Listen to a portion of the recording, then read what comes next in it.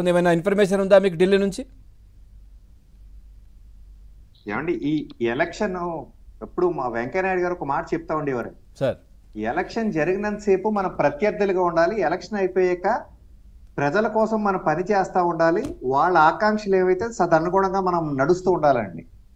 వీళ్ళు వైసీపీ వచ్చాక ప్రత్యర్థులు కాదండి, అందరూ కూడా శత్రువుల కింద తయారయ్యి దీన్ని కంటిన్యూ చేయాలని చూస్తున్నారు.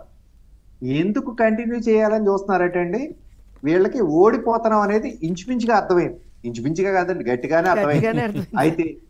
అయితే ఇప్పుడు ఉన్న జనాభా వీళ్ళ చుట్టూ ఉన్న కేడర్ కానీ లేకపోతే వాళ్ళ దగ్గర ఉండే పని చేసే వాళ్ళతో సహా అందరూ జారుకుంటారు వెరీ సూన్. ఎందుకంటే వీళ్ళందరి మీద కూడా గతంలో జరిగిన ఏమేమైతే ఉన్నాయో అవన్నీ కూడా బయటకు తీస్తారు, బయటకు తీసి యాక్షన్ తీసుకోవడానికి ఖచ్చితంగా సిద్ధపడుతుంది. ఇప్పుడు వచ్చి కొత్త గవర్నమెంట్ ఏదైతే ఉందో ఆ గవర్నమెంట్ అంటే టీడీపీ వాళ్ళ దగ్గర రెడ్ బుక్ ఎలాగుందో మేము కూడా అక్కడికి రాజధాని ప్రాంతంకి వెళ్ళినప్పుడు మా సత్య గారి మీద అటాక్, మన సీఎం రమేష్ గారిని చొక్కా చింపిన ఇన్సిడెంట్, అలాగే మా జమ్మలమడుగు అభ్యర్థి ఆదినారాయణ రెడ్డి గారిని వేసేయాలని ఇప్పుడు మన ఇది అప్పట్లో అక్కడ 3 క్యాపిటల్స్ క్యాంప్ నడిపాడు చూడండి, ఆయన వచ్చి TV5 లో చెప్పేశాడు నన్ను ఇలా చేయమన్నారు. ఇవన్నీ కూడా మా దృష్టికి వచ్చినాయి. ఇవన్నీ క్రోడీకరించే పురంధేశ్వర్ గారు ముందుగానే లెటర్ ఇచ్చారు. లెటర్ ఇస్తుంటేనే చాలా మంది కంగారు పడ్డారు, బీజేపీ ఏంటి ఏమి యాక్ట్ చేయట్లేదని. బీజేపీ ఇందులో దూరి ఎవరి డ్యూటీస్ లోనూ దూరి ఇంటర్ఫీర్ ఏమి చెయ్యదు పవన్ గారు.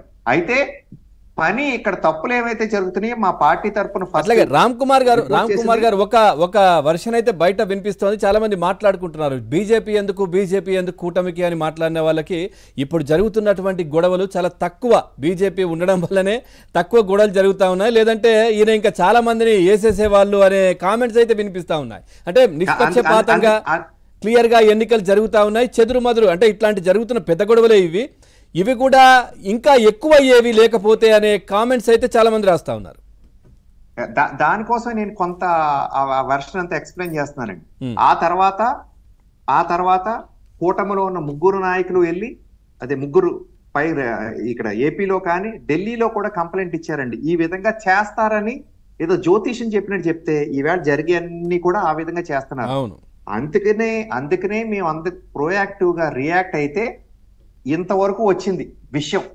అయితే ఈ గొడవలు ఎందుకు జరుగుతున్నాయంటే జారిపోకుండా వీళ్ళని కూడా బుక్ చేసి వీళ్ళకి తింగరమోకాలకు అర్థం ఉంది ఏంటంటే ఈ కూడా ఉండే వాళ్ళని కూడా కేసులు లేని వాళ్ళకి కూడా వీళ్ళు బుక్ చేస్తున్నారు. అట్లాగే సార్ మీరు అబ్జర్వ్ చేస్తే ప్రథమ శ్రేణి కావచ్చు, ద్వితీయ శ్రేణి నాయకులు వీళ్ళందరూ సేఫ్ గానే ఉన్నారు. ఎవరైతే వాళ్ళెవరు వచ్చి అడావిడి చేయట్లేదు, ఏదో బాధపడుతున్నారు, బయటకు వచ్చి ఇంకా ఏదో జరిగిపోతుంది, నిష్పక్షపాతంగా జరగట్లేదు, రిగ్గింగ్లు చేసుకున్నారని ఏడుస్తున్నారు కెమెరాల ముందు. ఎవరైతే పెద్ద పెద్ద మంత్రులుగా ఎమ్మెల్యేలుగా ఉన్నటువంటి వాళ్ళు కంటెస్ట్ చేసిన అభ్యర్థులు వచ్చి అధికార పార్టీ వైసీపీకి సంబంధించిన వాళ్ళు ఏడుస్తున్నారు తప్పించి పెద్దగా సీరియస్ అవ్వట్లే. కానీ ఇక్కడ బలి అవుతున్నది ఎవరు? క్యాడర్. అదే ఇప్పుడు నేను అక్కడికే వస్తున్నానండి.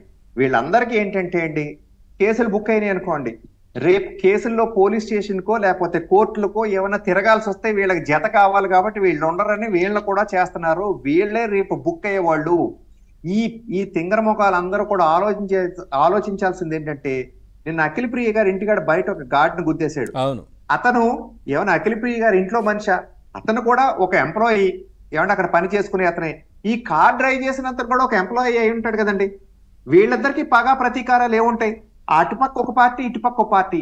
కానీ గుద్దినోడు పాపం దెబ్బలు తిన్నవాడేమో పాపం హాస్పిటల్లో ఉండి అతను లైఫ్ రిస్క్ అవుతుంది. గుద్దినోడు రేపు ఎన్నేళ్ల పాటు, 2 ఏళ్ల 3 ఏళ్ల డిపెండింగ్ ఆన్ ది కేసు, ఆ ఎన్నేళ్ల పాటు కోర్టు తిరగాలి. ఆలోచించండి పవన్ గారు. ఇవన్నీ వీళ్ళకి అర్థం కావట్లేదు. మీలాంటి వాళ్ళు మనం అందరూ కూడా వాళ్ళకి ఎడ్యుకేట్ చేస్తే వాళ్ళు తగ్గితే వీళ్ళకే ఉండదు. వీళ్ళంతా కూడా రామ్ కుమార్ గారు మీరు అంటున్నట్టుగా ఇంకో వర్షన్ కూడా వినిపిస్తోంది. ఈ క్యాడర్ చేజారకుండా వాళ్ళ పైన కేసులు అవుతే ఇప్పుడు ఇతర పార్టీలు వాళ్ళని తీసుకునే పరిస్థితి లేదు. ఎందుకంటే వీళ్ళందరిపైన మీ పార్టీ కావచ్చు, తెలుగుదేశం, జనసేన వీళ్ళపైన దాడులు చేస్తున్నారు కదా, మీరు మళ్ళీ దగ్గర రానివ్వరు ఈ పార్టీ ఎట్లాగో ఓడిపోయిన తర్వాత. సో కాబట్టి వీళ్ళు వెళ్ళిపోకుండా ఉండడం కోసం వాళ్ళపైన కేసులుంటే మళ్ళీ 5 సంవత్సరాలు వాళ్ళని పట్టుకునే తిరగడానికి. అందుకండి ఇవన్నీ కూడా వాళ్ళు చూడండి. ఎందుకంటే ఏమంటే నిన్న అనుకుంటా, నిన్న పొద్దు నుంచి సాయంత్రం దాకా ఒక్కొక్కళ్ళు చూస్తే మొన్నటి దాకా పెద్ద పెద్ద గాంబీకాలు పరికే వాళ్ళందరూ కూడా నిన్న ఒక్కొక్కళ్ళు చూడాలండి. నన్ను ఊర్లోకి రానివ్వలేదు అంటాడు ఎవరు ఎమ్మెల్యే అభ్యర్థి శివిరెడ్డి మోహన్ రెడ్డి.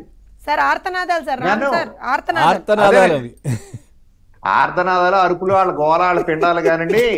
నన్ను పూలేని బూత్కి రానివ్వటంటే గంగాధర్ నెల్లూరులో ఒక అభ్యర్థి, నన్ను తరిమేస్తున్నారంటాడు కాసిరెడ్డి, నన్ను కొట్టారంటాడు వైసీపీ ఎమ్మెల్యే శివకుమార్ అంట, మమ్మల్ని మా ఎమ్మెల్యేని ఏంటో చేసేస్తున్నారు. ఆ ఏంటి అనేది మాకు తెలియదు అనుకోండి, సీక్రెట్ నన్ను అడగ నాకు తెలదు. ఏమంటే నన్ను నిర్బంధించాడంటాడు కేతిరెడ్డి గారు, నన్ను చంపేసేలా ఉన్నారంటాడు. అసలు మీరు చూసారండి, తీరా చూస్తే వీళ్ళల్లో ఎక్కడైనా చిన్న చెమట పొట్టైనా రాలిందా? వీళ్ళందరూ సేఫ్ గా ఉన్నారు. అందరికన్నా ముందు గృహ నిర్బంధంలో హ్యాపీగా ఉండి రెస్ట్ తీసుకుంటున్నారు ఇందులో సగం మంది. మొన్నటి దాకా వీళ్ళ ప్రవర్తన ఎలా ఉండేదండి బయట? అసలు ఒక్కొక్కళ్ళు వస్తుంటే వాళ్ళ మీద తిరగబడుతూ ఊరికే నవ్వుకుంటూ పిచ్చి ఎక్కిలి చేస్తూ చుట్టూ ఉన్న వాళ్ళందరినీ రెచ్చగొట్టి అవతల వాళ్ళ చేత కొట్టించేవారు. మరి వేళ ఈ డైలాగులు చూడండి. ఇంకొక మాట చూడండి, వీళ్ళందరూ నన్ను నన్ను అంటున్నారు, మమ్మల్ని అని ఎవరైనా అంటున్నారా? కానీ ఎదటోళ్ళు వచ్చే వాళ్ళందరూ ప్రజలు వీళ్ళ మీద ఎందుకు కోపంగా ఉన్నారు? చుట్టూ ఉన్న వాళ్ళ మీద ఉన్నారా? లేదు. టార్గెట్ ఎవరండి? వీళ్ళని చిత్రహింసలు పెట్టిన వాళ్ళను, వీళ్ళ ప్రభుత్వంలో వీళ్ళ చేసిన పిచ్చి పనుల వల్ల ఈ ప్రజా ప్రతినిధుల మీదే కోపంగా ఉన్నారు. అది కూడా గమనించాలండి. అందుకనే ఏంటంటే మనం అనుకున్నట్టుగా మీరు చెప్పినా నేను చెప్పిన కంక్లూజన్ ఆ చిన్న బాటంలో ఏంటంటే వీళ్ళందరినీ జారిపోకుండా వాళ్ళ చుట్టూ బైండ్ చేసేస్తే ఇంకొక 4 ఏళ్ళు వాళ్ళ చుట్టూ ఫెన్స్ కింద వాడుకుంటారు తప్పితే వీళ్ళ మీద ప్రేమ కాదు. దయచేసి మీరు ఈ చుట్టూ ఉండే వాళ్ళందరూ కూడా గొడవలు చేయడం వల్ల మీకే నష్టపోతారు. మీరు కొట్టేది కూడా సామాన్య మీలాంటి ప్రజలు మాత్రమే. వాళ్ళకి పై వాళ్ళు ఎవరి దగ్గరికి వెళ్ళట్లేదు. ఇవన్నీ కూడా గమనించి వాళ్ళు ఎడ్యుకేట్ చేయాలండి. రైట్.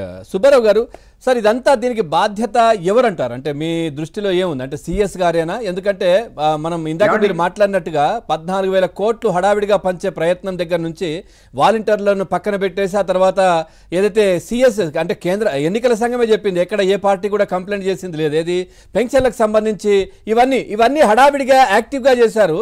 అట్లాగే మీలాంటి వాళ్ళు టీడీపీ కావచ్చు, బీజేపీ వీళ్ళందరూ కూడా కేంద్ర బలగాలను తెప్పించాలి. రాష్ట్రంలో ఇబ్బందులు అయ్యే పరిస్థితి ఉందంటే కూడా ఎక్కడ కూడా సరిపడే బలగాలు లేవు.